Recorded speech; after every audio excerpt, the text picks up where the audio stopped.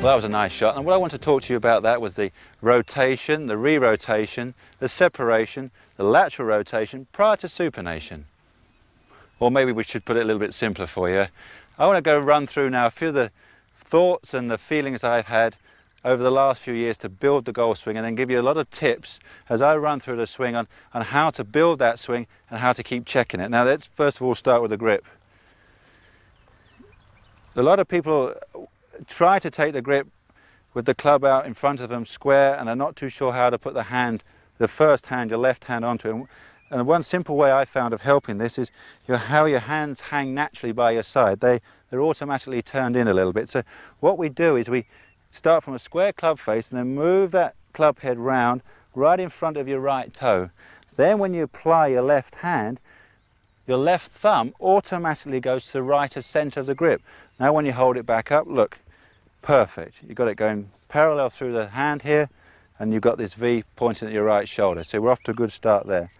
Then when I set up, I take a normal stance, try and keep my feet shoulder width apart.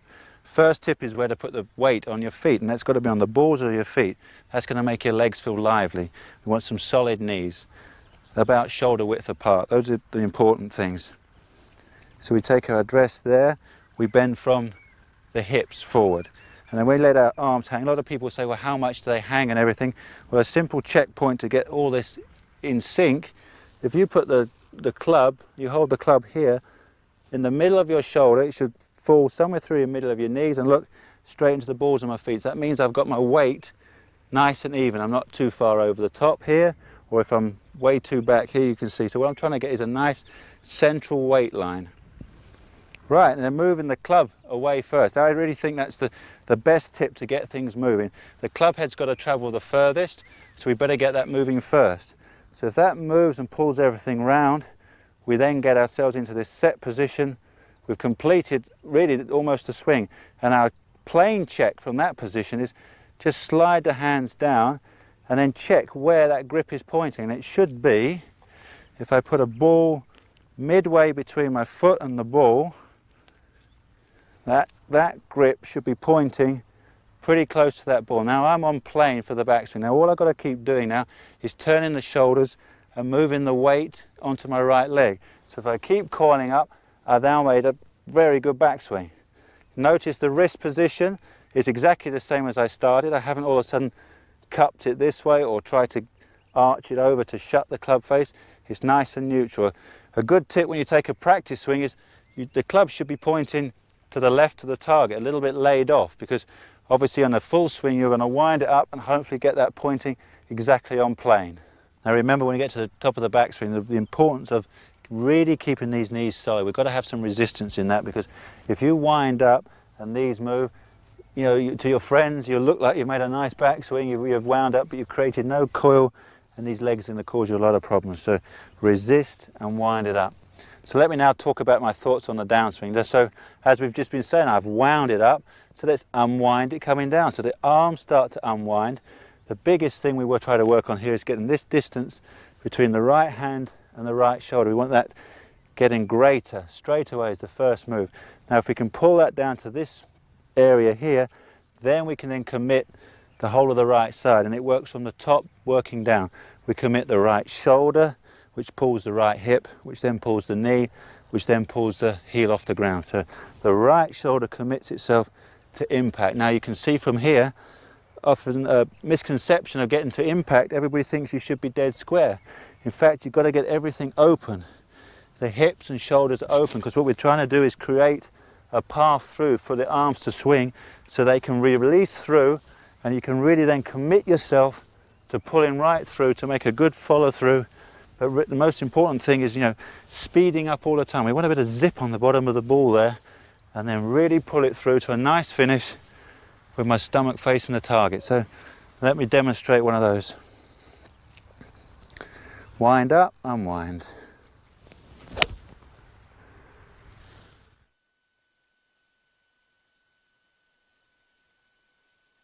Resist and wind it up.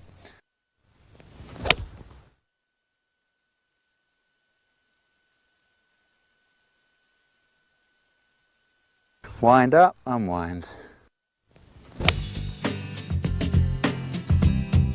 Let's work on a few drills now to accentuate those points. Well, we really emphasise the importance of trying to keep that knee action solid, and this is where this fella comes into its own. It's our famous beach ball trick where we stick the ball between our knees, and what obviously this is going to do is trying to maintain the bit of solidity down there. Obviously if we move around too much, start swaying, we're going to drop the thing. So get him solid. I've teed the ball up to make life easier. So as I take a normal backswing, I'm going to obviously keep my knees really solid, so I grip him into position. Then to be correct on the downswing, as the left side moves away, we drop the ball, then continue through and hit it. So if you add that to your practice, when you start to lose that feeling of keeping those knees solid, just hit half a dozen balls like that, and that will get the firmness back, and then we can move on to the next drill.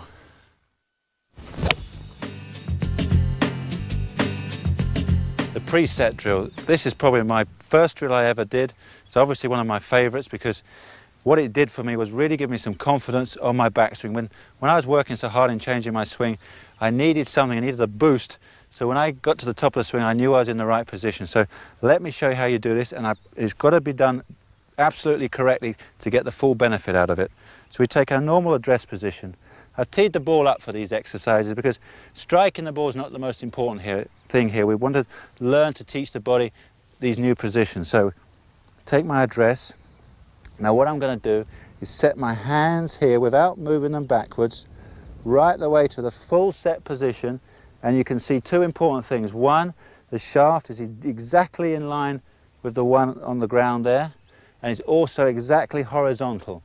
Now if we go to this sort of position then start to turn, it's going to be incorrect. Or if we pull it too much inside, incorrect again.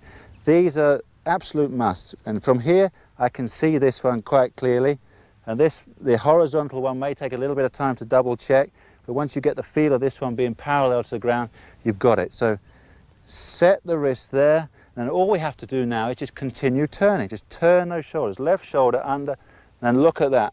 That's the best top of the backswing position you're ever going to be in your life. Absolutely spot on. So let's bring it back down again. So we wind it up simply with the shoulders turning, moving the weight to the right. We've got it absolutely spot on. Now what we will do is hit it from that position. We will set it to there, check everything for a split second, turn and release.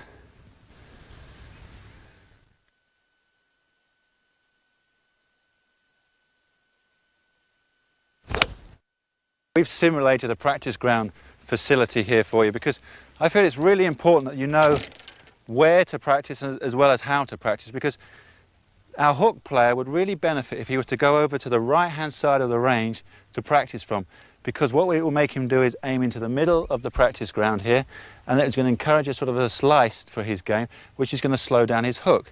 Then if we move over to the other side of the range, our slicer should stand in the left hand corner, because what that's going to do for him, he's going to start aiming out right into the middle of the field, and that's going to encourage the club to go on that same swing path, which is going to reduce that slice. So that's I really feel a good help to get you out there.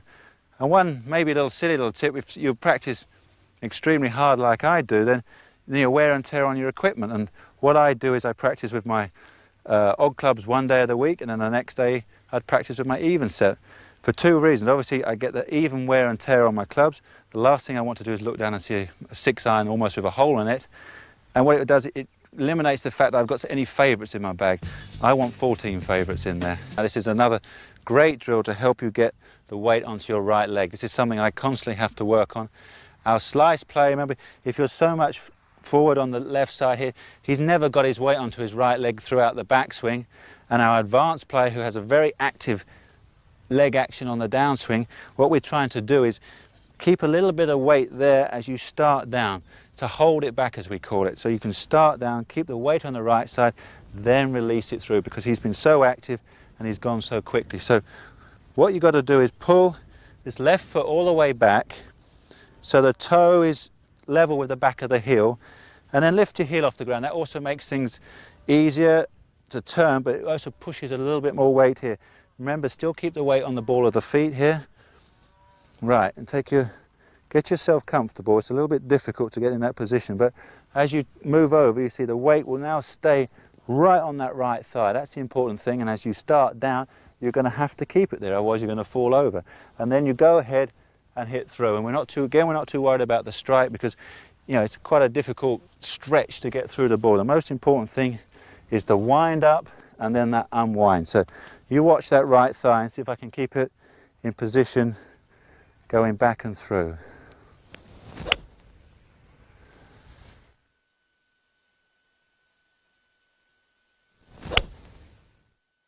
As you can see, that's quite a difficult drill, so let me just hit one more of those. And let me add that even though you do feel sometimes your weight is on your right thigh, you can be twisting a little bit too much and you lose that sensation. So try and keep your chest forward over the ball, so you're not going to lose by coming back on it and twisting around. So keep nice and straight over it. So it's important to get yourself comfortable here. So you get your weight there. Right, wind it up, keep the right thigh and release.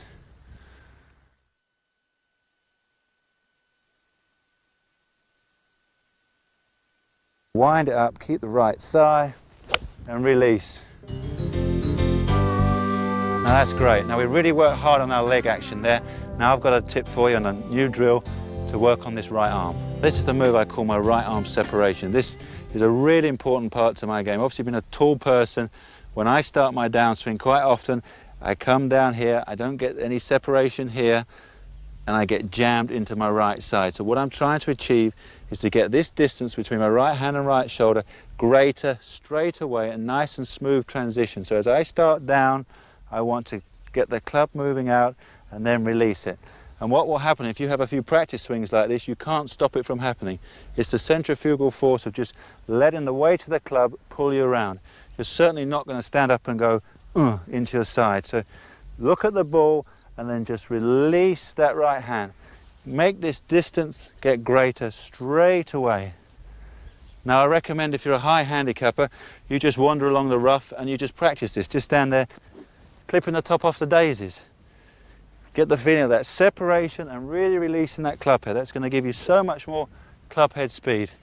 And for the better golfers, why don't you try one like this? Right, wind up and separate.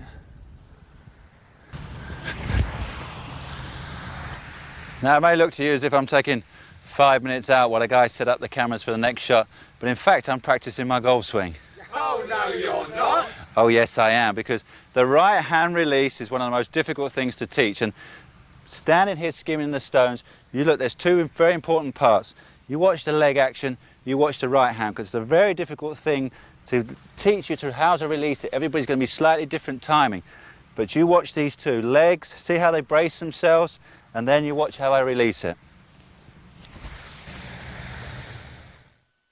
And it's exactly the same on the golf course. And let me explain to you why. There's two things I want you to look at. Watch my leg action and watch my right arm. Now if I release my legs too early, what will happen? You watch. My palm of my hand is pointing left and it's exactly where the golf ball's gone. If I block myself with my legs, and obviously with the top half, watch what happens. Palm of the hand's facing to the right, the ball goes straight right. So I've got to hold those knees solid and then release that right arm. Look at that, straight down the fairway. Right now we're going to show you skimming of the stones, throwing the golf ball, swinging the golf club in a slow motion sequence which demonstrates perfectly the right hand release. I bet you can't spot the difference.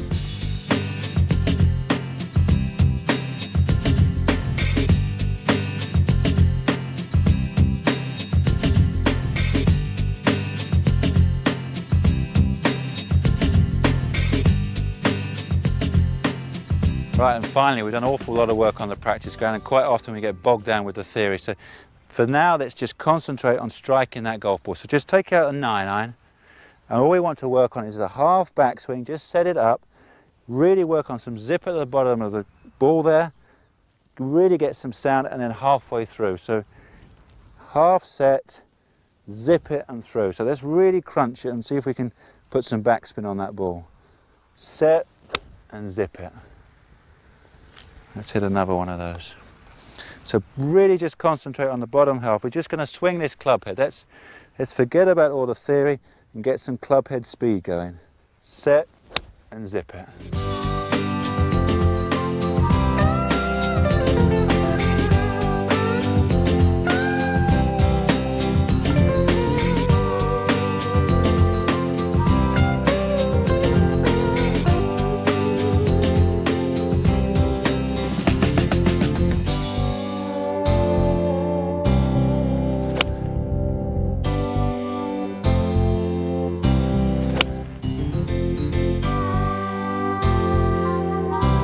Well, that just about wraps up the drills.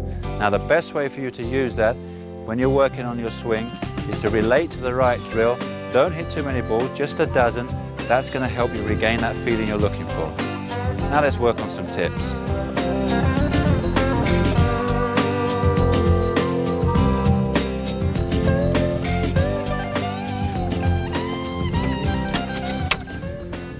Now, in modern golf architecture changes so much, one shot which has become far more prevalent is the long bunker shot. And there's two tips I want to give you on how you can play these shots.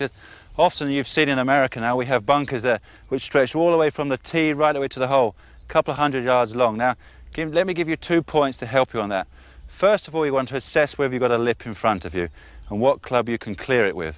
The second is the quality of the sand. If it's soft sand, then I really recommend you stick to a maximum of something like a 5-iron, because what's going to happen here is, as you make your swing, the sand's going to move a little bit, your stance is going to change, you're going to hit down and probably miss-hit it a little bit. So that's another important factor. The firmness of the sand, we often see in a lot of these waste bunkers now, if that's firm and hard packed, then you could risk that forward, because I feel that will probably help you. You can hit down behind the ball and then get it up into the air. As you can see, this is a soft base bunker, so all I'm going to try on this is a 5-iron. And let me give you a few tips what I would do in this situation. First of all, maybe choke down 1/2 inch on the club, because obviously we want to foreshorten things, because as we dig into the sand, I'm getting 1/2 inch closer. So that makes sense. I'm trying to keep things the same. I move the ball back in my stance quite a bit, so that I would make it then a normal backswing. And then the next thing I really try and do is really concentrate on the ball, watch the ball, really look at it hard.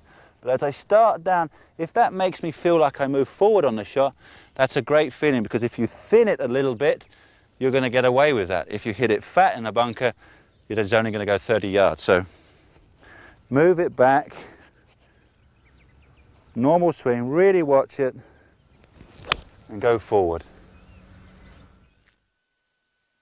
Move it back, normal swing, really watch it, and go forward.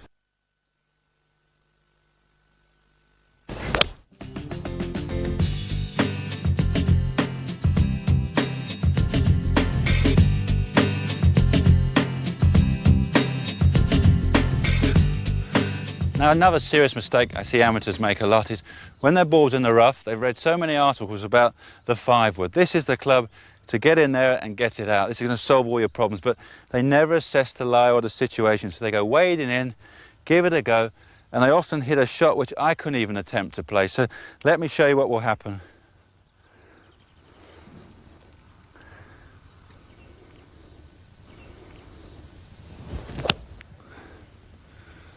They try to force it out, it's an impossible shot. Now, what I would have done in that situation is probably hit a 6 or an 8-iron. All I'm trying to do is get that ball 150 yards down the fairway back into play for one shot. I recommend you do that too.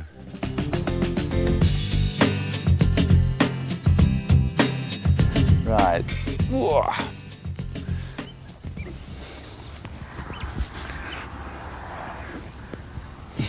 Now, how many times have I seen it on the golf course with the amateurs, making a really poor, sloppy practice swing, and then expecting themselves to walk up to the shot, make a perfect swing, and hit a good shot with so much bad muscle memory. So it's really important that when you make your practice swing, you're trying to imitate what you're going to then do with the shot.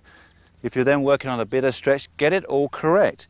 Work on your feet, make sure you've made a good stance. You know, obviously you're away from the ball, make a good stance, picture what you're working on, check it out, and swing through. Then that will help you to visualize what you're trying to do with the shot, then get straight in and hit the shot.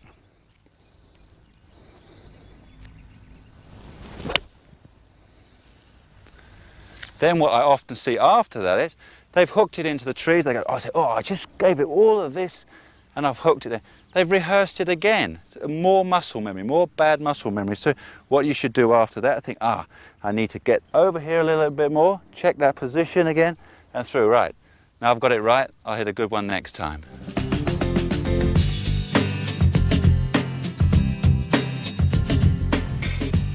Okay, let's start with a few tips on how to hit the ball high and low. And obviously when we've hit the ball off the fairway into the trees, this is when we can use that to best effect. Now, for this shot here, obviously I'm I've got a couple of trees in front of me and I want to try and get over the top of those, but I also want to try and get some distance up the fairway towards that green. I mean, I could just sand wedge it over them, but as I said, I need to get further up to the green. So let me show you what you can do. I've got a 6-iron here, which if I was to hit that normally would probably go straight into the tree. So let me show you a few of the little tips that I can do and swing changes to get that ball really high into the air. So there's your normal stance. So what I want you to do is obviously move the ball well ahead of center, somewhere towards your left toe here. Put a little bit more weight onto the right knee.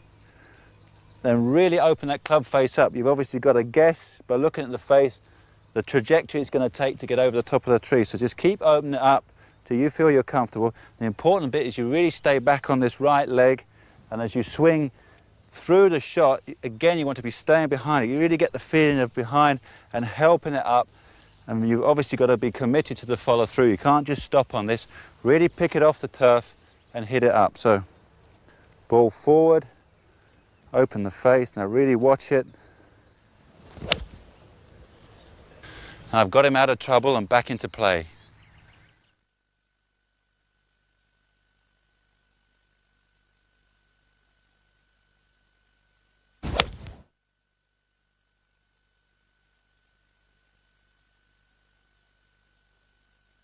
Ball forward, open the face. Now really watch it.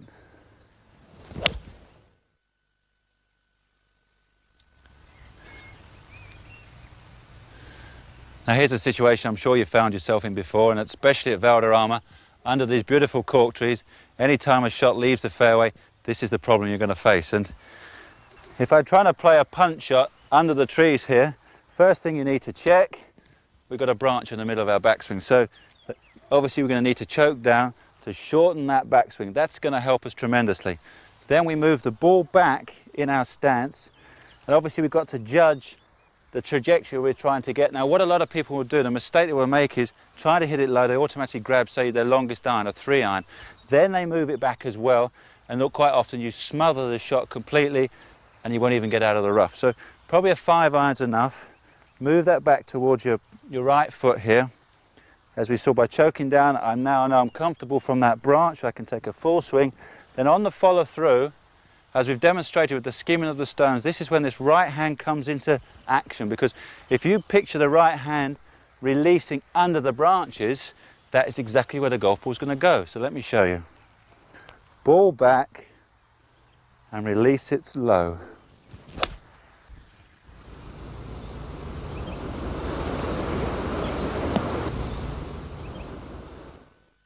Wow, from this situation, I'm pretty pleased with that one.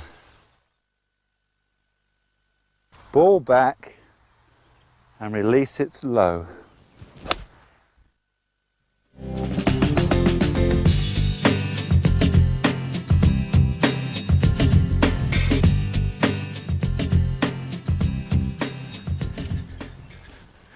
Now I think we'd all agree this is the most difficult shot in golf, the 90-yard bunker shot. Now I'll give you a few tips on how I would approach this.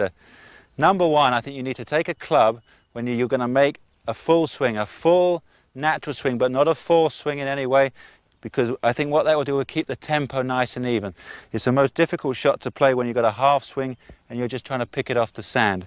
Right, then into some tips on my technique. Number one, I would strengthen my grip a little bit, because what we're trying to do is move the ball way back in our stance, almost off our right toe. Square club face, we line it up directly in line with the pin there. Now on the backswing, I want you to get a more rounded feel to your backswing, because we don't want to get steep on it at all, trying to help it out of the sand. So get a more rounded, flat backswing. And then from there, just really watch the ball and then chase through the sand after it. We've got to commit ourselves to that follow through. So let me run through those. Dig those feet in, ball right back, nice flat backswing.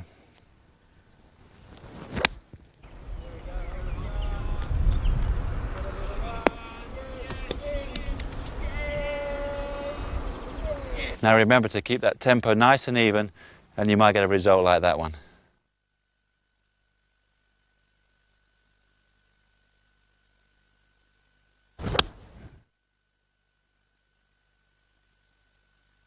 Ball right back, nice flat backswing.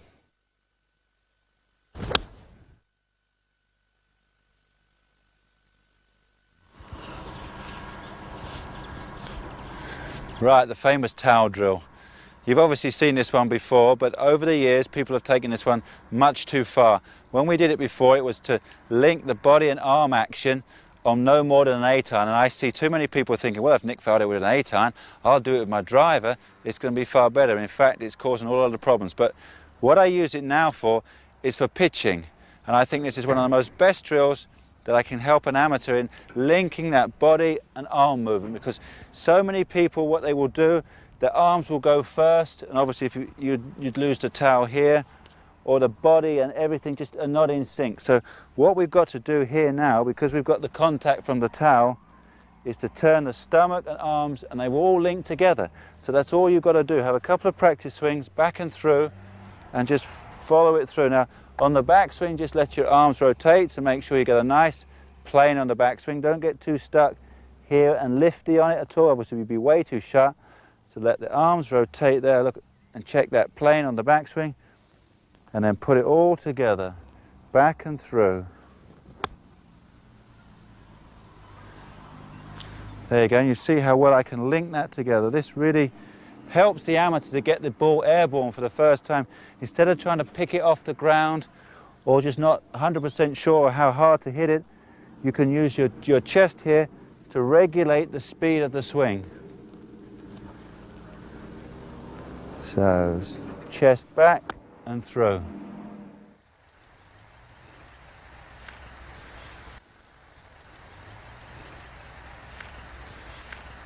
Back and through.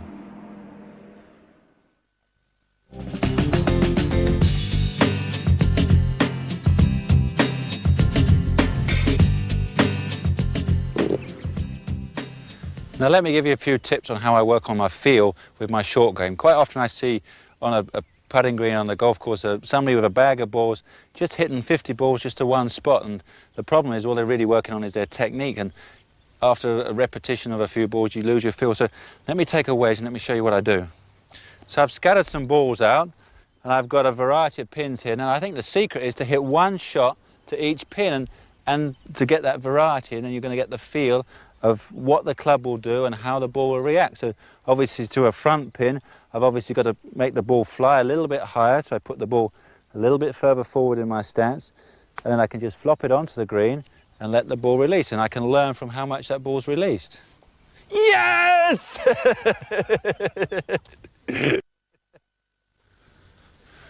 Well, sorry about that little outburst there. Let's move on. Now I'm going to try for that next pin, and obviously now I want to make the ball run and release a little bit more. So all I simply do is move the ball back almost towards my right toe. There's no golden rules to this. You move it about how you feel suited, how you feel comfortable, what you visualize the ball doing. So let's put it back to my right toe. Little tip on technique. All I'm trying to do is work it all from the right shoulder. That moves up and through and keeps some tempo. So off the right toe, bump it forward, and then it runs forward again. And then obviously if I want to make it run even further, I've got a back pin there. I can even shut the face a little bit on this one and even maybe swing a little bit from the inside out. And that's going to help again to make the ball release. There we go, and that's working nicely. And then you can maybe visualize that this last pin has got a bit more of a hump to it maybe, and you've got to work the ball a little further up. So I could work it ball a little further forward again in my stance, maybe open the face this time, take it a little bit outside, get a little bit more chop, a little bit more bite onto it. So what I want you to do is to work with one club and visualize the shot, see the shot and have one go at it, and then you're going to get some feedback of how the green reacts and what your limitations are with that club. Right, take for example now we've got a bad lie, the ball's sitting down. You know, you've thrown them out. Don't cheat now and roll it into a good lie. We need to learn from this situation. And if I'm going to try and get across the other side of the green, obviously I need to hit down on this ball, get a little steeper angle of attack. So hit down and through. That's all right. Now that's the only way you can learn from this. I can't teach you feel. You've got to come out with one club, throw the balls out, and work to these pins. And one shot at a time, you're going to get some feedback on that because you only get one chance on the golf course.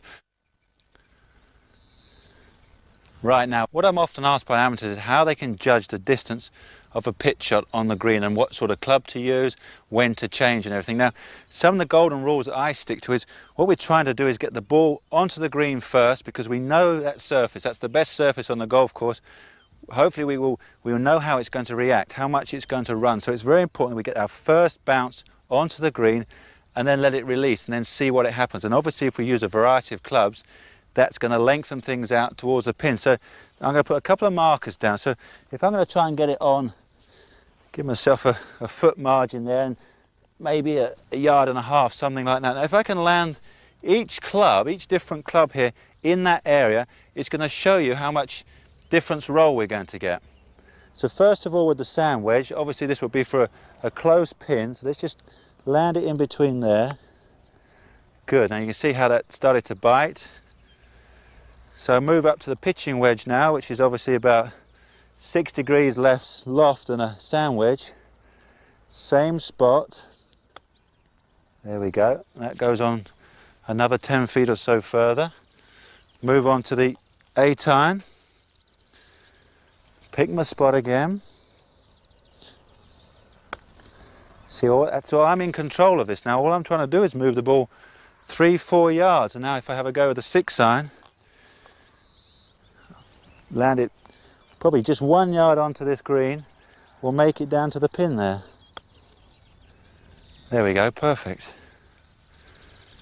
Now you can see this is so much easier for you to take a sand wedge and try and loft it and land it in between that pin there. Impossible for you to judge. I'd find that really tough, but the fact I can look at a spot, I know Isao Aoki is an absolute magician at this. He picks a spot right in front of him and he really concentrates on that, hits down onto that spot and lets the ball release to the hole.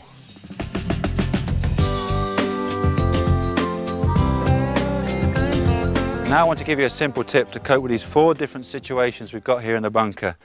I've got soft sand, hard sand, a downhill lie and an uphill lie. Now simply by changing the weight from my right leg to left leg to suit these shots, I can cope with all these situations. Now as you know, if you've got a basic know-how of the bunker shot, then as I said, all we need to do is then work on the weight. For a soft sand, as you walk in, obviously you dig your feet in. That's the only way you can sense the depth of the sand. So if it goes down quite a way, then you think, right, this is soft sand one. So simply move your weight onto your right foot. Now what that will do is obviously give you a sort of a shallower attack into it. You won't be digging down so much, you won't be taking so much sand. And you stay in that situation there. So weight on the right side, back and through. There we go, cope with that one. And then we can then go to an opposite of that. We're now on a downhill lie, quite a severe downhill lie. What I want to do on this one, obviously I've got to cope with that slope. We're going to use the same stroke, but I'm going to put an awful lot of weight onto my left foot now. So right foot becomes pretty light. So I set up very similar, but put a lot of weight there. Same backswing. There we go. That one was all right. Let's go to the other extreme. This ball's under the lip here a little bit. I'm on an uphill lie, so all I need to do now is put that weight back onto that right leg, lean back behind it, and stay there. And obviously I'm going to have to hit this quite hard to get him out. And then back to the firm sand. As we said before, the soft sand, as you put your feet in, you think, wow, look, I haven't got more than 1/8 of an inch here, so it's going to be firm. So I put my weight onto the left leg, because what that's going to do is give me a much steeper attack. Same swing, just steeper angle of attack, and down and through. So left leg, down and through. So there we go, a quick summary. Soft sand, weight on the right leg. Hard sand, weight on the left. Downhill lie, weight on the leg also. Uphill lie, weight on the right. Okay, a few tips about driving. The most important thing I think for the amateurs is getting the right amount of loft on the club for them, because there's too many clubs on the market these days which won't suit them. These drivers which only have 7 degrees of loft, very big for the ego, but very difficult to use. So the important thing is to get enough loft to suit your game, because remember what we're trying to do is get the ball into the air, try and get a little bit of draw flight to it, which is then going to help the ball release to get maximum distance, right? So let's now go and tee one up. Now a question I'm often asked by amateurs is, how high should you tee the golf ball. Now, as a golden rule, what I would do is try and get half the ball above the club head. But quite often, by changing that can really help you. On a hole, when I've got trouble down the left, I would tee it a little bit lower. And also then in the wind, a lot of people believe teeing it low will help you to keep the ball down. What can often happen is the opposite. You tee it low, you get a little steep on it, then the ball will get up into the air and be affected by the wind. So try this as a tip. Tee it up a little bit higher. Then that other little, I guess, quirk I have in my swing that I use is I always lift the driver off the ground, because what that helps is enhances a nice, smooth, wide takeaway. Obviously, if you've got it down, I often feel taking it away on the grass, I might bump into something, catch it, and it loses the tempo. So what I'm trying to do is get that nice, smooth takeaway, because what that will help is the wind up, and then you can accelerate. If you jerk it away, you're going to lose your tempo. Now, the other thing everybody always asks is, how do I hit it 10 yards further? So what I would do is get that smooth takeaway, wind it up, and at the top of the backswing, I want you to concentrate on this right knee, try and hold that in position, and then pull the left shoulder away from that. That's your two thoughts. Hold the right knee, pull the left shoulder away, then you're going to get that sort of powerful resistance, those two forces working against each other. So you watch this. Little above the ball, solid knee, and unwind it.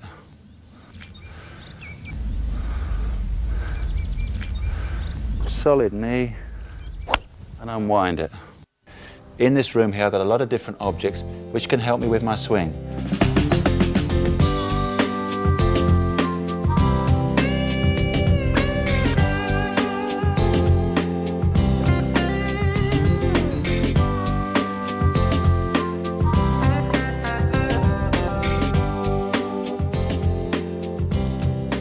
Well, this is not one of my son Matthew's golf clubs. This is one of mine. I've taken a 9-iron here and I've cut it down to 2 feet, because obviously when I'm indoors and wanting to do some practice swinging, quite often I don't have an 8-foot high ceiling and it's a pretty cramped space. So as simple as that, it really does help you in the room every morning to get the feeling of what you want to work on during the day and free your swing up and get yourself warmed up. Another great tip for warming up is I get down onto my knees here, because as we will talk so much about the solidity of the knees, if you can make them your solid base, then as you turn your backswing, you're going to really feel that stretch. This is a great warm-up for you. You can really feel that stretch in the lower back. So take it around slowly in the morning, and a great way of visualizing the plane of the swing, because now it's such a short club. If you did this with a full-length club, your arms would be out too straight.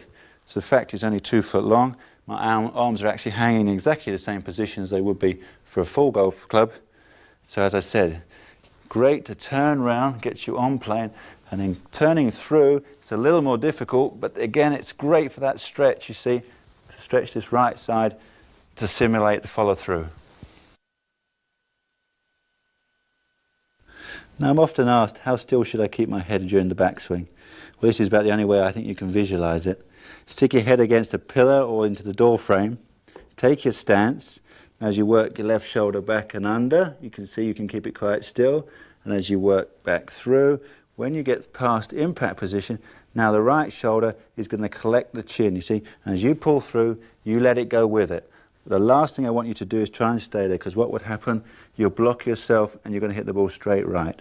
So the right shoulder hits the chin and collects it. That's the best visualization I can give you. Let's roll 2 drills now into one. One for the leg action, one for the arm action. Now, you've got a sofa here. Now, what I want you to do is put your knees into the sofa, right? Take your normal address position with your arms, with your grip apart. And then I want you to put your left hand over the top of the right hand, so you've got the 2 backs of the hands together. Now, as you take your backswing, that's going to help you get some rotation here. As this right hand moves round, it's going to pull the left forearm. So that's our backswing tip. And you see what happens if I do this incorrectly with my legs. You see I get to that reverse pivot position where the left leg shoots forward and the right knee's coming back. So what we're trying to do is keep some light pressure into the sofa here. So as I rotate, they stay there. And now it's automatically maybe move over to the right side. And this is a great position to help you visualize getting over onto your right side. Then on the downswing, where it can help you is people who make their right leg move too quickly, obviously they would go and ram it into the sofa here. So what we're trying to do is make the right knee slide towards the left knee. We don't want it shooting into the sofa here. So that will slide over in a nice straight line. We rotate the arms again through to our follow-through. Now I think if you put those two together, that's really going to help you.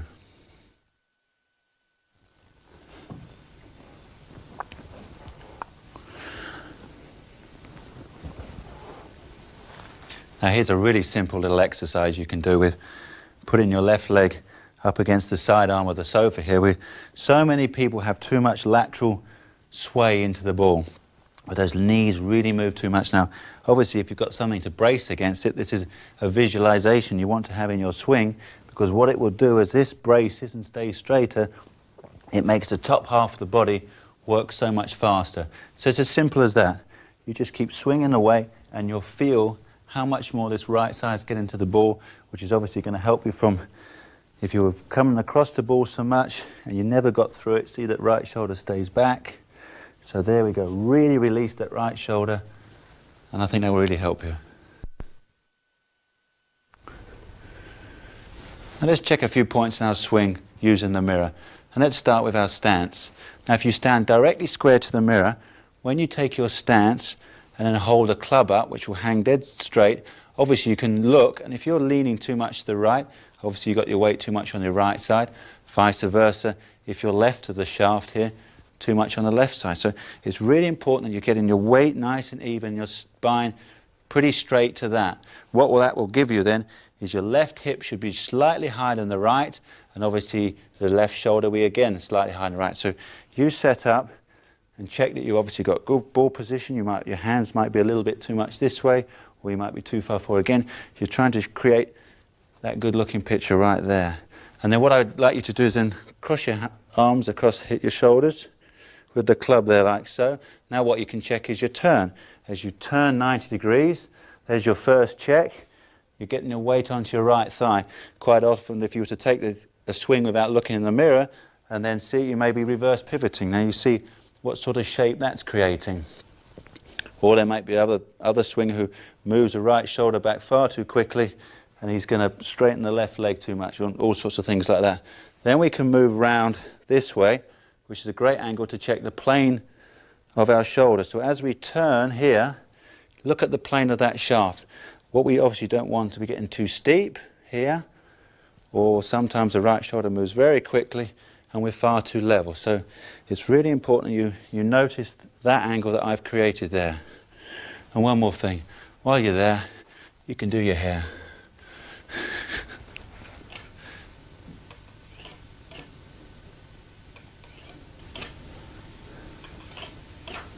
Now here's a really simple little exercise which checks two parts of the swing. One, whether we're on line, and two, whether we're keeping the putter low to the ground. All I'm going to do is run the putter down the shaft. I've got a line in the centre of my putter, so that helps me. Run it down on the backswing and scrape it through on the follow-through. So I'm nice and low on the backswing and I'm square on the follow-through, and then all we have to do is simulate that with a golf ball. What I sometimes try and do is get the putter within 1/4 of an inch of the shaft, so as I take it back I might just touch it, but then through square. That's all we've got to do. Take it back low and through square. So really nice and simple. So you can hit a couple of putts there and then have a quick check. Hear that scraping of the shaft, and then it's nice and low and through. And now you're ready for the golf course.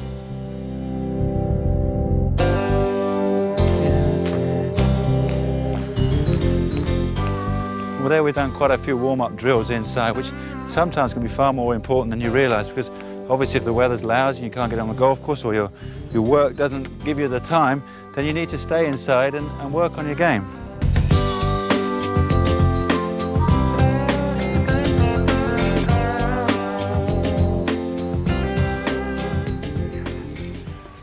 Anytime you go to a golf course for the first time, one of the hardest things to adapt to is the speed of the greens, and it's a very important part of it. And let me show you a couple of tips what I would do. As you saw, I've just hit about a 25-foot downhill putt, so let's turn straight round again and hit it back up the hill. Obviously I've got to hit it a lot harder to get that feel. So what I want you to do is go up and down a couple of times. That's going to give you a good feel of a medium distance putt. And one other little drill I really enjoy is I put the balls out probably somewhere between 6 and 10 feet in between them, all the way down the green there. There we go. And then I'd start obviously from the closest one here, and all I'm worried about is getting the tempo and the feel to the greens. So the most important thing is to try and get the ball something like 2 feet past the hole as your max. So maybe if I'm lucky I can hold the first one, but after that let's start working on the feel. So make sure we get it up just past the hole. That was a good one. Obviously now getting a bit longer, and all this is doing for you is getting the feel, and the feel comes from your right hand. That's the most important one. So keep that tempo in the stroke, 1, 2, but it's the feel you get in the right hand. And right the way up to the longest one.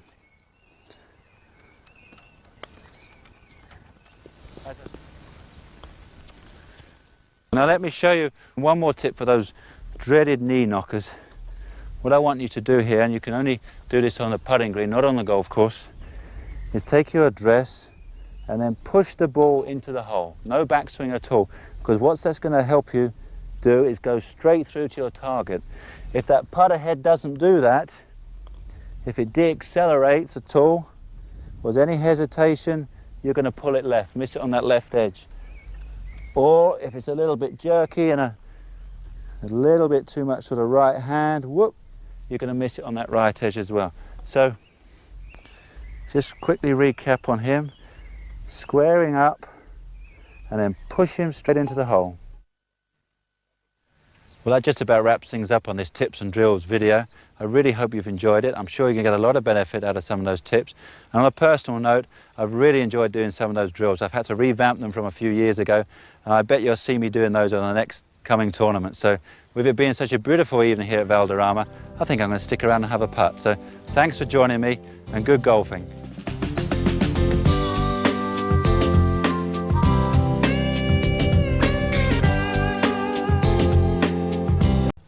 Now, it's an old adage that practice makes perfect, and that applies especially to golf. But many club golfers practice without knowing what area of the game it's helping them with, if anything at all. More often than not, all they're doing is just enhancing their faults.